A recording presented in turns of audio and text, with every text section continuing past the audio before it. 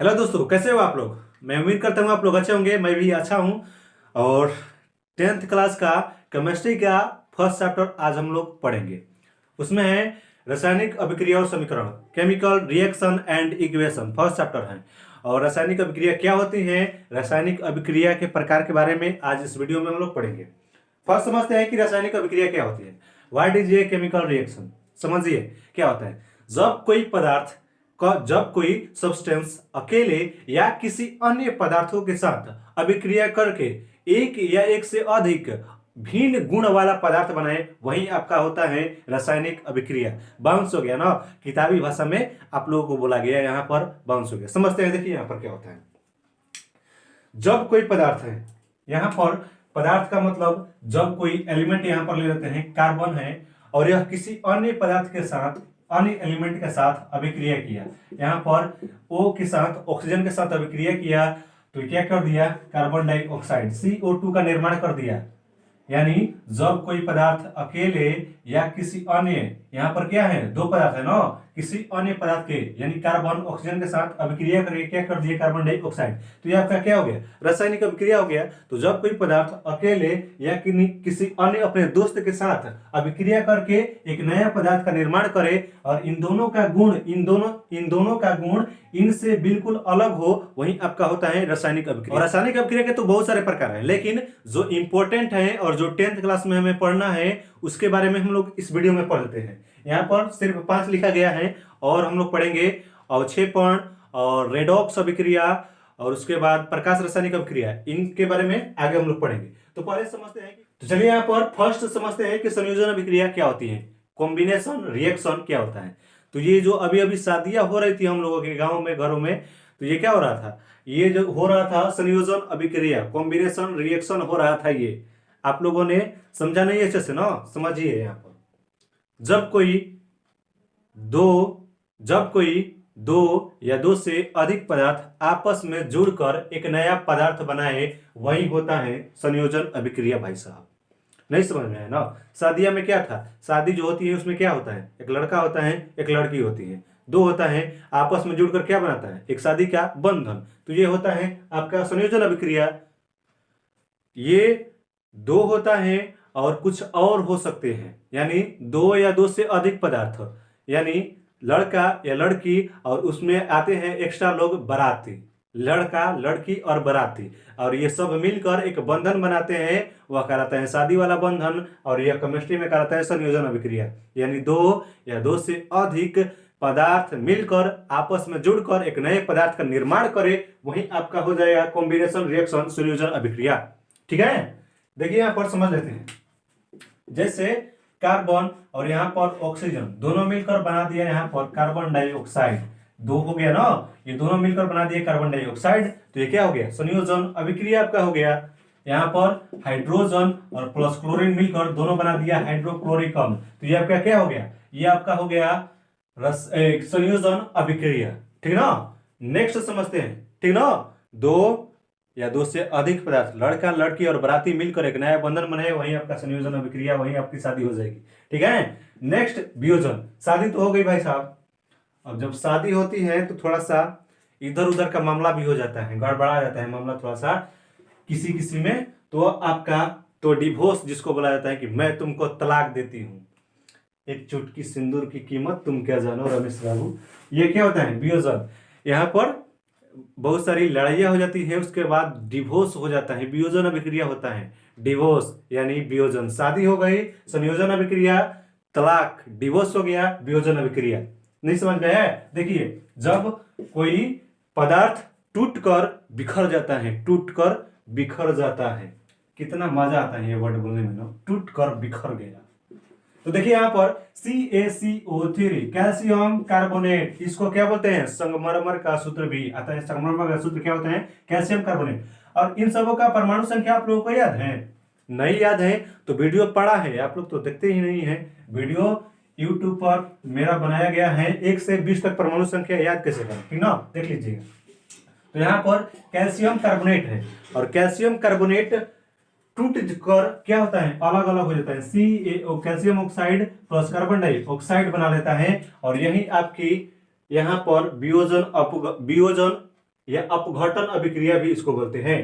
तो वियोजन अभिक्रिया यानी डिकम्पोजिशन रिएक्शन इसको बोला जाता है। तो ये बड़ा सा जो भी टूट कर क्या हो गया, दो अलग अलग भागों में बिखर गया, तो ये क्या हो जाता है, वियोजन अपघटन अभिक्रिया। संयोजन यानी शादी वाला बंधन, शादी हो रहा है तो संयोजन अभिक्रिया, और डिवोर्स यानी तलाक हो रहा है तो वियोजन अभिक्रिया। एक पदार्थ टूटकर अलग अलग भागों में क्या हो रहा है, डिवाइड हो रहा है। ठीक है, नेक्स्ट समझते हैं वैद्युत अपघटन अभिक्रिया क्या होता है। वैद्युत अपघटन अभिक्रिया इलेक्ट्रोलाइट रिएक्शन भी इसको बोला जाता है। समझिए यहां पर, तो जब किसी धातु के द्रव में विद्युत धारा प्रवाहित करे, जब किसी धातु के द्रव में विद्युत धारा प्रवाहित करे और उसमें गैस जो है एनोड पर और धातु जो है कैथोड पर। धातु जो है किस पर मुक्त होगा भाई साहब, कैथोड पर, और गैस किस पर मुक्त होगा, एनोड पर, और वहीं आपकी प्रक्रिया कहलाएगी वैद्युत अपघटन अभिक्रिया। यानी जब किसी द्रवित धातु में विद्युत धारा प्रवाहित करे और उसमें क्या, धातु कैथोड पर और गैस जो है एनोड पर मुक्त हो जाए ना, वहीं आपकी, उल्टा लिख दिया ना, दिमाग इधर उधर हो गया मेरा, क्या हो जाता है, वहीं आपकी हो जाएगी वैद्युत अपघटन अभिक्रिया। एक ट्रिक मैंने बताया था बच्चों को थोड़ा सा याद करने के लिए, वैद्युत अपघटन। धाका धुकी में मेला घूमने गए, तो धा से धातु और धाका तो कैथोड पर, और गैस से गैस एनोड पर। धाका धुकी में मेला घूमने गए, धातु कैथोड पर और गैस से गैस एनोड पर, वही आपकी प्रक्रिया हो जाएगी, वही आपका रिएक्शन कहलाएगा वैद्युत अपघटन अभिक्रिया। ठीक है, नेक्स्ट एकल विस्थापन सिंगल डिस्प्लेसमेंट रिएक्शन क्या होता है, एकल विस्थापन अभिक्रिया। तो इसके लिए आपको कुछ दूर लेकर चलते हैं। लॉकडाउन जब था तो रामायण प्रसारित हो रहा था डीडी नेशनल पर, और ये आप लोग तो देखे ही होंगे, मैंने भी कुछ देखा था। रामायण आप लोग तो देखे ही होंगे, और बचपन में हम लोग बहुत सारे रामायण के लगभग 5-6 बार रिपीट टेलीकास्ट देख लिए थे। तो रामायण महाभारत ये सब धार्मिक चीज़ें होती हैं और इंसान को देखना चाहिए, इससे माइंड थोड़ा सा विकसित होता है। मैंने रामायण का प्रचार कर दिया, इसके लिए तो मुझे कुछ मिलना चाहिए था, लेकिन ये सही बात भी है। देखिए यहाँ पर सर आइजक न्यूटन भी अपने पढ़ाई से ज़्यादा धार्मिक ग्रंथ पढ़ते थे, आप लोग सर्च करके देख लीजिएगा। ठीक ना, इन सब से धार्मिक ग्रंथों के पढ़ने से थोड़ा सा माइंड विकसित हो जाता है, टाइम मिले तब। ठीक ना, ये पहले ये पढ़िए, टाइम मिले तब इन सबको के बारे में थोड़ा सा देख लेना चाहिए, पढ़ लेना चाहिए। ठीक है, पढ़ लीजिएगा। सर आइजक न्यूटन अपने पढ़ाई से ज्यादा अपने धार्मिक बुक को पढ़ते थे। चलिए, एकल विस्थापन क्या होता है, एकल विस्थापन अभिक्रिया। देखिए सुग्रीव बाली रामायण बता रहा था ना, तो रामायण में क्या था, एक दो भाई रहते थे, एक थे सुग्रीव एक थे बाली। और बाली जो थे सुग्रीव की पत्नी पर कब्जा कर लिए थे ना, उसे भगाकर। तो बाली क्या थे, बरियार थे। तो हम लोग की भाषा में जो मोटा तगड़ा होता है उसको क्या बोलते हैं, बरियार बोलते हैं, लेकिन केमिस्ट्री में बरियार उसको नहीं बोलते हैं। बरियार किस एलिमेंट को बोला जाएगा केमिस्ट्री में, केमिस्ट्री में अगर बोला जाए बरियार न यानी बहादुर न, तो इसका मतलब होगा कि वह ज्यादा क्रियाशील है, यानी जो ज्यादा क्रियाशील तत्व होगा वह बहादुर होगा केमिस्ट्री में। तो सबसे ज्यादा क्रियाशील कौन होता है, आप लोग पढ़े होंगे, पोटेशियम क्या होता है, सबसे ज्यादा क्रियाशील होता है। और सबसे कम क्रियाशील क्या होता है, सबसे कम क्रियाशील होता है सोना, एयू ना होता है सोना का, सोना का परमाणु संख्या कितना होता है, सोना का परमाणु संख्या 7 9, 100 से 7, 9 से 9, 7 9 होता है, 79 80, हाँ 79 होता है सोना का। और यहाँ पर पोटेशियम की परमाणु संख्या 99। परमाणु संख्या याद करने के लिए एक वीडियो पड़ा हुआ है भाई, जाकर देख लीजिएगा। इस वीडियो के बाद बहुत अच्छी ढंग से याद हो जाएगा। ठीक ना, तो सोना का कितना होता है, 89। और सोना सबसे कम क्रियाशील होता है। एकल विस्थापन में थे, कहां पर चले गए हम लोग, चलिए यहां पर आते हैं एकल विस्थापन में। तो क्या था, पहले रामायण वाला कहानी सुन लीजिए। तो बाली जो क्या थे, बाली ज्यादा बहादुर थे, किससे, सुग्रीव से। और उन्होंने सुग्रीव को खदेड़ कर, ज्यादा नहीं सुनाऊंगा, थोड़ा सा समझ जाएंगे आप लोग। सुग्रीव को खदेड़ कर उसके पत्नी पर क्या कर लीजिए, ये सुग्रीव को खदेड़ कर बाली उसकी पत्नी पर कब्जा कर लिए। यही हो गया आपका एकल विस्थापन अभिक्रिया। सुग्रीव बाली याद कीजिएगा, एकल विस्थापन अभिक्रिया आएगा तो सुग्रीव बाली रिएक्शन, एकल विस्थापन अभिक्रिया। ठीक ना, तो देखते हैं कैसे होता है। देखिए यहाँ पर केमिस्ट्री में बरियार, अभी समझे, केमिस्ट्री में बरियार बोला जाए यानी बहादुर बोला जाए, इसका मतलब ज्यादा क्रियाशील। देखिए यहाँ पर आयरन हो गया और कॉपर सल्फेट हो गया। तो कॉपर सल्फेट के विलयन में जब हम लोग लोहा को डालेंगे, आयरन को डालेंगे, Fe होता है, फेरस इसको बोला जाता है, आयरन को डालेंगे तो ये कॉपर को क्या कर देगा, हटा देगा।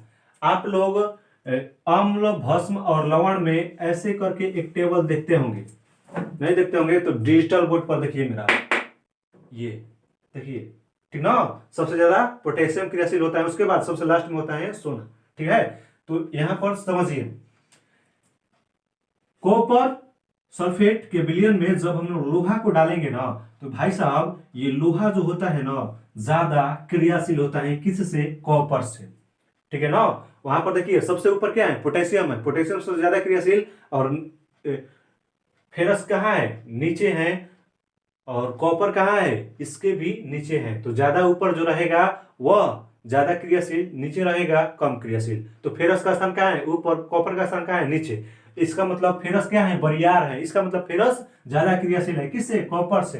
तो ये इसको क्या कर देगा, बाली के जैसा ये सुग्रीव है, ये बाली, तो इसको क्या कर देगा, हटा देगा। आपने क्या कर देगा, इसके पत्नी के साथ SO4 के साथ जुड़ जाएगा, तो FeSO4, ठीक है। और CU क्या कर देगा, अलग कर देगा कि जाइए भाई साहब अपने वन में भटकिए, मैं क्या करूंगा, यहाँ पर जुड़ जाऊंगा इनके साथ, ठीक है। तो क्या एकल विस्थापन में बरियार जो होता है अपना कब्जा, और हमेशा जिंदगी में बहादुर लोग कमजोर लोगों को हटाते रहते हैं, विस्थापित करते रहते हैं, यानी सुग्रीव बाली रिएक्शन एकल विस्थापन रिएक्शन, सिंगल डिस्प्लेसमेंट रिएक्शन। जो ज्यादा बरियार होगा कम वाले को खदेड़ देगा और खुद उसके साथ जुड़ जाएगा, ठीक है। चलिए एक और रासायनिक अभिक्रिया हम लोग लेते हैं, AgNO3। क्या होता है AgNO3, सिल्वर नाइट्रेट, और यह अभिक्रिया करेगा कॉपर के साथ। कॉपर का स्थान इसमें देखिए कहाँ है, ऊपर है कि नीचे है, कॉपर कहाँ है, ऊपर है, Ag कहाँ है, नीचे है। कॉपर क्या है, बरियार है, किससे, Ag से। तो इसको क्या कर देगा, Na3 में से बोलेगा जाइए आप यहाँ से, तो Ag को हटा देगा, Ag उधर चलिए जी, Ag को हटा देगा और खुद NO3 के साथ क्या कर लेगा, एक बंधन बना लेगा, NO3 के साथ एक जुड़ जाएगा और Ag को OG में भेज देगा, उधर भेज देगा, ठीक है। नेक्स्ट हम लोग समझते हैं उभय विस्थापन अभिक्रिया। एकल विस्थापन समझ में आया ना। फर्स्ट संयोजन अभिक्रिया, शादी होगी, संयोजन अभिक्रिया, तलाक होगा, वियोजन अभिक्रिया, वैल्यूज ऑफ अपघटन, किसी द्रवित धातु में विद्युत धारा प्रवाहित करेंगे, धातु कैथोड पर, गैस एनोड पर मुक्त हो जाएगा, वही आपका अपघटन अभिक्रिया हो जाएगा। एकल विस्थापन अभिक्रिया क्या होती है, तो एकल विस्थापन अभिक्रिया वैसे अभिक्रिया, सुग्रीव वाली रिएक्शन एकल विस्थापन अभिक्रिया, यानी जो ज्यादा बरियार रहेगा कम वाले को हटाकर उसके साथ जुड़ जाएगा। FeCuSO4 यानी फेरस ज्यादा क्रियाशील है कॉपर से, यह इसके साथ सल्फेट के साथ जुड़कर फेरस सल्फेट बना लेगा, कॉपर को बाहर कर देगा। सुग्रीव वाली रिएक्शन एकल विस्थापन अभिक्रिया। नेक्स्ट समझते हैं उभय विस्थापन अभिक्रिया। चलिए नेक्स्ट देखते हैं 5 नंबर उभय विस्थापन अभिक्रिया। बहुत ही आसान है, लाइट थोड़ी सी कम आ रही होगी। एक तो चेहरा बिल्कुल ब्लैक है और ब्लैक दिख रहा होगा, पर चेहरा क्या देखते हो, ब्लैक बोर्ड पर आकर देखिए, ब्लैक बोर्ड, व्हाइट बोर्ड है ना, व्हाइट बोर्ड पर आकर देखिए। चलिए चलिए देखते हैं उभय विस्थापन अभिक्रिया क्या होती है। उभय विस्थापन अभिक्रिया क्या होती है समझते हैं। उभय विस्थापन में दो यौगिक अपने आयनों के आदान प्रदान करके एक नए यौगिक का निर्माण करें, वही आपका होगा उभय विस्थापन अभिक्रिया। भाई साहब बाउंस हो गया, समझते हैं। देखिए उभय विस्थापन अभिक्रिया क्या होती है। दो यौगिक हो गया एक्स वाई, मैथ में एक्स वाई लिख देने पर लग रहा है कि मैथ में चले गए हम लोग, नहीं, मैथों के शहर में, मैथ के शहर में एक्स वाई, और यहाँ पर ए बी हो गया, एक्स वाई ए बी, ये दो यौगिक हो गए और अपने आयनों के, यानी आयन क्या, प्लस माइनस, आयन यानी चार्ज के प्लस माइनस, यानी आयनों के आदान प्रदान करके दो या दो से अधिक यौगिक बनाए। ये इसके साथ जुड़ जाएंगे भाई साहब, ये इनके साथ जुड़ जाएंगे, यानी X B Y A reaction करके बना लेंगे, वही आपका उभय विस्थापन अभिक्रिया हो जाएगा। नहीं समझ में आया। चलिए एक एग्जांपल लेकर समझते हैं। चलिए एक एग्जाम्पल लेते हैं AgNO3 यानी सिल्वर नाइट्रेट, अब प्लस में आ जाएंगे NaCl मतलब सोडियम क्लोराइड। फॉरेस्ट गार्ड के एग्जाम में एक क्वेश्चन आया था कि इंसान के पसीने में कौन सा लवण होता है, तो क्या होता है NaCl। फॉरेस्ट गार्ड का अभी एग्जाम भी था, उसमें आया था। तो देखिए यहाँ पर AgNO3 NaCl, ये क्या करेंगे अपने आयनों के आदान प्रदान। इस पर कौन, इसमें Na के पास क्या होगा प्लस, Cl के पास क्या होगा माइनस। ये प्लस माइनस क्यों लिख रहा हूं, समझ में नहीं आ रहा है ना। सोडियम का परमाणु संख्या कितना होता है 11 होता है ना। अष्टक नियम से इसका कैसे करेंगे 2 8 1 करेंगे ना। इसके लास्ट में कितना इलेक्ट्रॉन है 8। अपने पास के अक्रिय गैस जैसा बनना चाहेगा नियोन के जैसा, इसके पास का अक्रिय गैस कौन सा है नियोन ना। तो ये इलेक्ट्रॉन को क्या कर देगा, इलेक्ट्रॉन को त्याग कर देगा। और आप लोग जानते हैं कि इलेक्ट्रॉन पर कौन सा चार्ज होता है, इलेक्ट्रॉन पर कौन सा चार्ज होता है माइनस। और जब ये माइनस बाहर कर देगा तो क्या बचेगा, ज्यादा इसमें प्लस चार्ज हो जाएंगे ना। प्रोटॉन और न्यूट्रॉन नाभिक में होते हैं ना, तो प्लस चार्ज इसके पास बच जाएगा ना। तो यह जो परमाणु होगा क्या हो जाएगा पॉजिटिव हो जाएगा और ये निगेटिव। सिंपल भाषा में समझिए, जो इलेक्ट्रॉन को बाहर कर देता है अपने पास के अक्रिय गैस जैसा बनने के लिए, उस पर प्लस चार्ज और माइनस चार्ज। क्लोरीन, क्लोरीन का कितना होता है 80 ना, 2 8 70 होता है ना 7। और एक इलेक्ट्रॉन क्या करेगा, ये ग्रहण करेगा ना, क्योंकि इसके लास्ट वाला कक्षा में संयोजी इलेक्ट्रॉन कितने हैं, संयोजी यानी बाहर के इलेक्ट्रॉन कितने हैं 7। यह एक ग्रहण करेगा ना, तो 1 चाहिए ना, तो 1 इसको इलेक्ट्रॉन चाहिए किसके जैसा, आर्गन के जैसा बनने के लिए 1 इलेक्ट्रॉन चाहिए ना। तो आर्गन के जैसा बनने के लिए 1 इलेक्ट्रॉन चाहिए, तो अलग इलेक्ट्रॉन लेगा कोई परमाणु तो उस पर हो जाएगा नेगेटिव यानी माइनस चार्ज। नहीं समझ में आए तो छोड़ दीजिए ना, कोई बात नहीं। देखिए जब कोई परमाणु इलेक्ट्रॉन ग्रहण करता है तो उस पर माइनस चार्ज, जब इलेक्ट्रॉन त्याग करता है तो उस पर प्लस चार्ज हो जाता है। तो AgNO3 और NaCl माइनस, इस पर भी प्लस चार्ज, इस पर भी माइनस चार्ज हो गया। और यह प्लस किसके साथ, माइनस के साथ, और ये माइनस प्लस के साथ जुड़ेगा तो क्या हो जाएगा यहाँ पर NaNO3 plus AgCl silver chloride, ये बना लेगा। यही आपका हो गया उभय विस्थापन यानी डबल डिस्प्लेसमेंट। ये भी चेंज हो गया, ये भी चेंज हो गया। एकल विस्थापन में क्या होता है सिर्फ एक चेंज हो रहा था, लेकिन उभय विस्थापन में क्या होता है डबल डिस्प्लेसमेंट। दोनों क्या होते हैं अपने आयनों के प्लस माइनस के साथ, ये प्लस माइनस के साथ जुड़कर एक नया, ये दो नए यौगिक का निर्माण करते हैं, वही आपका कहलाता है उभय विस्थापन अभिक्रिया। ये थोड़ा सा डिफिकल्ट था नहीं।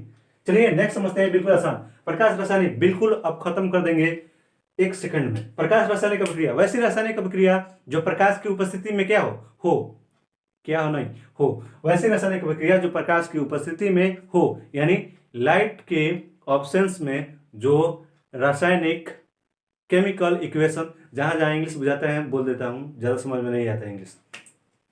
तो जो रासायनिक अभिक्रिया प्रकाश की उपस्थिति में हो वो कहलाती है प्रकाश रासायनिक अभिक्रिया। जैसे हाइड्रोजन और ये क्लोरीन, हाइड्रोजन क्लोरीन का परमाणु संख्या 70, हाइड्रोजन का 1। परमाणु संख्या वाला वीडियो देख लीजिएगा, बार बार बोलता है, दिमाग खराब नहीं होता है आप लोगों का। चलिए हाइड्रोजन क्लोरीन, हाइड्रोजन का फिर बोल दिया। देखिए यहाँ पर तो हाइड्रोजन और क्लोरीन को जब प्रकाश के ऑप्शंस में, प्रकाश की उपस्थिति में रखेंगे तो ये दोनों हाइड्रोक्लोरिक अम्ल बना लेगा। हाइड्रोक्लोरिक अम्ल बहुत ही खतरनाक अम्ल होता है, इसका पीएच मान 1 लगभग होता है, 1 या कहीं कहीं पर 2 दिया जाता है। और ये बहुत ही खतरनाक अम्ल होता है। अगर यह हमारे हाथों पर गिर जाएगा स्किन पर तो यह खतरनाक होता है, स्किन को बर्बाद कर देगा, ठीक ना। और यह हमारे अंदर होता है भाई साहब, इतना खतरनाक होकर भी हमारे अंदर होता है। देखिए ना कितना अजीब बात है, कितना अजीब बात है ना। यह हमारे पेट के अंदर है, कोई नुकसान नहीं पहुंचा रहा, लेकिन हमारे बॉडी पर बाहर जब ही गिरेगा स्किन को पूरा क्षतिग्रस्त कर देगा। तो हमारे सवाल उठता है कि अमाशय में हाइड्रोक्लोरिक क्यों स्थित है, क्योंकि अम्ल को दिया जाता है क्या, अम्ल को शांत करना है तो आप इसके पास भस्म को ला दीजिए, बस ये क्या हो जाएगा शांत हो जाएगा। और वहीं हमारा पेट में क्या होता है म्यूकस लेयर, वह क्या म्यूकस का श्रवण करता है, जो क्या होता है भास्मिक होता है, दोनों रिएक्शन करके क्या कर लेता है रासायनिकरण अभिक्रिया। जैसे हाथी को शांत करने के लिए ऊंट रखा जाता है ना, उसी तरह बिल्कुल इस अम्ल को शांत करने के लिए भस्म रखा जाता है और भस्म को शांत करने के लिए अम्ल रखा जाता है। प्रकाश रासायनिक अभिक्रिया, जो प्रकाश की उपस्थिति में हो, प्रकाश रासायनिक अभिक्रिया। अवक्षेपण अभिक्रिया, तो जिस अभिक्रिया के फलस्वरूप प्राप्त प्रतिफल ठोस के रूप में नीचे हो, यानी जिस पर समझते हैं, देखिए यहाँ पर दही जो जमता है, दही आप लोग देखे हैं गांव घरों में दही जमता है, हम लोग दही जमाते हैं तो क्या होता है, दही जो होता है नीचे की तरफ बढ़ जाता है ना। अरे सिंपल देखिए यहाँ पर आप लोग कभी दिवाली घर बनाए हैं तो क्या किए हैं, एक लोटा में कभी भी मिट्टी और पानी का मिश्रण लिए हैं, मिट्टी और पानी का बिल्कुल एक में मिला दिया जाए तो कुछ देर बाद देखेंगे कि मिट्टी क्या होता है, नीचे बैठ जाता है, वहीं आपका क्या होता है, अवक्षेप। तो ऐसी रासायनिक अभिक्रिया जिसमें प्रतिफल ठोस के रूप में नीचे बैठ गया हो वही कहलाता है अवक्षेपण अभिक्रिया। चलिए एक एग्जाम्पल इसमें भी ले लेते हैं। एग्जाम्पल में कौन सा एग्जाम्पल लेंगे हम लोग, ये ले लेते हैं AgNO3 वाला ही, AgNO3 वाला और NaCl। तो क्या होगा, अभी अभी उभय विस्थापन में हम लोग देखे ना, NaNO3 बन जाता था और फिर क्या कर लेता था, AgCl, और AgCl का क्या होता है, अवक्षेप यहाँ पर प्राप्त होता है, बिल्कुल ठोस के रूप में क्या होता है, नीचे जम जाता है। यानी सिल्वर नाइट्रेट के विलयन में जब हम लोग सोडियम क्लोराइड नमक को डालेंगे तो यहाँ पर AgCl सिल्वर क्लोराइड नीचे बैठ जाएगा, जम जाएगा, अवक्षेप के रूप में प्राप्त होगा, और NaNO3 लिक्विड अवस्था में प्राप्त होगा, वही आपका क्या बोला जाएगा, अवक्षेपण अभिक्रिया। यानी वैसी रासायनिक अभिक्रिया जिसमें प्रतिफल ठोस के रूप में नीचे बैठ गया हो वही अवक्षेपण अभिक्रिया। नेक्स्ट रेडॉक्स अभिक्रिया। रेडॉक्स अभिक्रिया में ऑक्सीकरण और अवकरण दोनों अभिक्रिया आ जाती हैं। अब समझते हैं कि ऑक्सीकरण अभिक्रिया क्या होती है। तो वैसी अभिक्रिया जिसमें ऑक्सीजन का संयोग हो, ऑक्सी बोल रहा है ना, ऑक्सीकरण, ऑक्सीकरण, ऑक्सीकरण, ऑक्सी लगा है, ऑक्सी। तो वैसी रासायनिक अभिक्रिया जिसमें ऑक्सीजन का क्या हो, संयोग हो, वह हो जाएगा ऑक्सीकरण, और अवकरण बिल्कुल इसके विपरीत, वैसी रासायनिक अभिक्रिया जिसमें क्या हो, हाइड्रोजन का संयोग हो, वो हो जाएगा अवकरण रासायनिक अभिक्रिया। जिसमें ऑक्सीजन का संयोग ऑक्सीकरण, जिसमें हाइड्रोजन का संयोग ऑक्सीकरण, अवकरण। तो जिसमें ऑक्सीजन का संयोग होगा उसमें हाइड्रोजन का वियोग होगा, और जिसमें हाइड्रोजन का संयोग होगा उसमें ऑक्सीजन का वियोग होगा।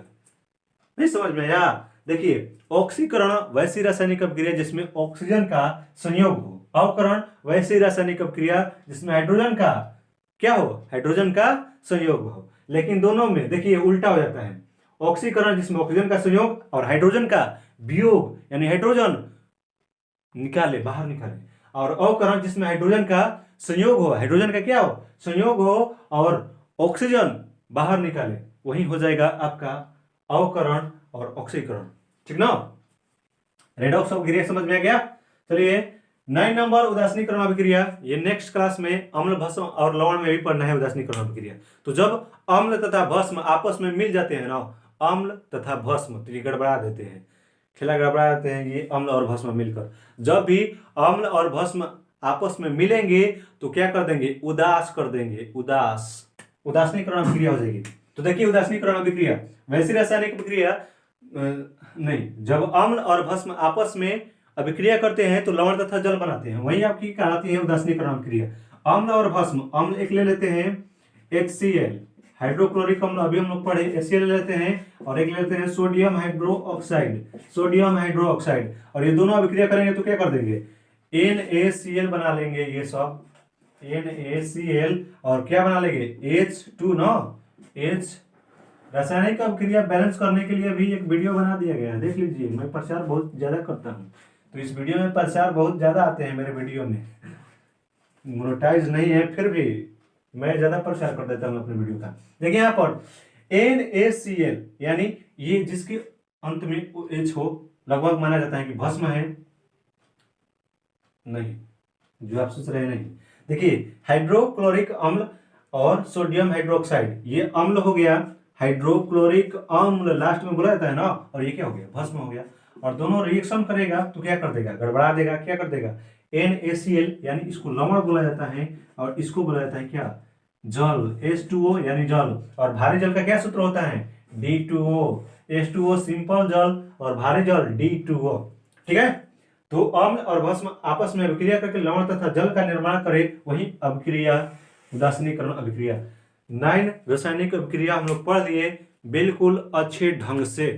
नहीं समझ में आ रहा है तो फिर से एक बार वीडियो को देख लीजिएगा, मेरा वॉच टाइम बढ़ जाएगा और आप लोगों को पता भी चल जाएगा कि कैसी ये बता रहा है। ठीक है। पूरा मैं समझता हूं कि पूरा आप लोगों के माइंड में सेट कर दिया हूं ये पूरी रासायनिक अभिक्रिया। रासायनिक अभिक्रिया क्या होती है आप लोग समझ गए होंगे।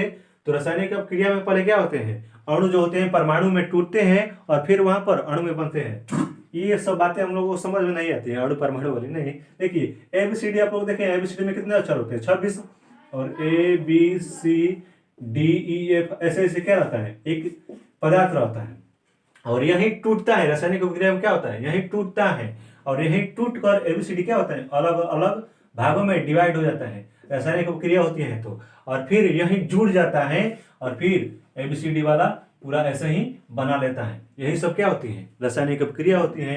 यानी जब कोई अणु यहाँ पर सेम होता है लेकिन छोटे छोटे क्या होते हैं? एबीसीडी अलग अलग टूट जाता है, परमाणुओं में विभक्त हो जाता है और फिर इसके फलस्वरूप क्या होता है?